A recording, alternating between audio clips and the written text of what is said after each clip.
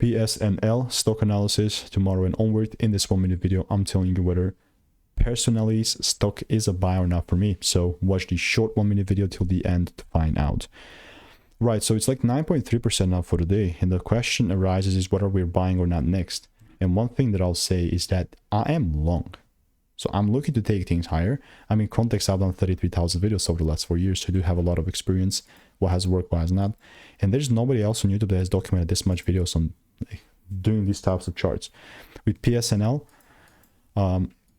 this looks like so simple, yet the likelihood of the price giving me the rules here and me taking higher is just quite slim. And I'm being honest with you, but nothing, like, it doesn't hurt if I expect it, right? So I'm not gonna assume here and just like randomly buy. More so I'm waiting for my rise to give me the rules, so I'm following my edge. That I've refined over like 33,000 videos, so I do have a lot of experience. So let me know what is your opinion on PSNL. If you want to make more money trading in a simple and lean way, then click the first link in the description. It's just a free newsletter.